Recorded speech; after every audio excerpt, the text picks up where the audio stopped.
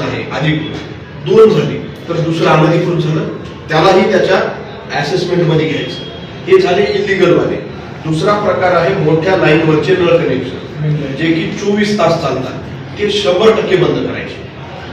ते कुठल्याही परिस्थितीत बंद करायचे, कोणी आणि या सर्व लोकांना डिमांड केली. या 2-3 गोष्टी तुम्हाला फेब्रुवारी महिन्यामध्ये करायच्या, हा लक्षात.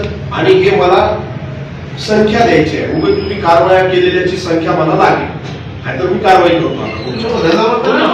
आणि इलिगल कनेक्शन्सची यादी करायची, त्याला लिगलाइज करायचं तात्काळ.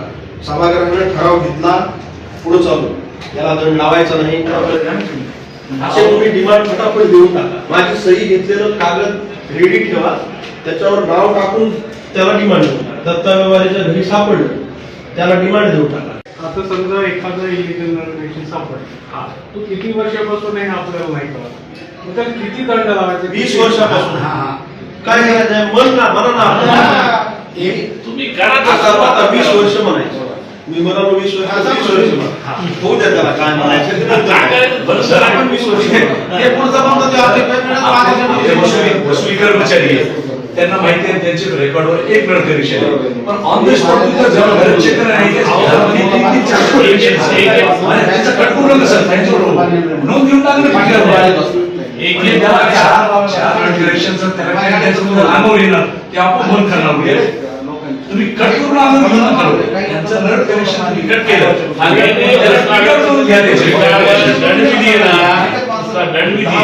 उसके बगैर तो उधर नहीं गिरा अच्छी आवाज करते पास से कहता कुछ जास्तीत जास्त एका माणसाने 3 नळ घेतले. माने साहेब तुम्ही आता सुरू करा, एक पत्र दे माने, असं ऐकत नाही माने, याच्या आणि त्याची कॉपी कलेक्टर सरांना. अनधिकृत नळ कनेक्शनला अधिकृत करणे पहिला मुद्दा, त्याला ठराव लागत असेल पुढच्याच जीबी मध्ये याचा ठराव घ्या. त्यात काय म्हणायचं आहे, ज्या ज्या लोकांनी अनधिकृतपणे कनेक्शन घेतलेलं आढळून आलं तर त्याला मागच्या डेट पासून दुप्पट दंड आतापर्यंत लावायचा. समजा तुमचं टॅक्स किती आहे वर्षाचं 1500, त्याला 3000 लावायचे.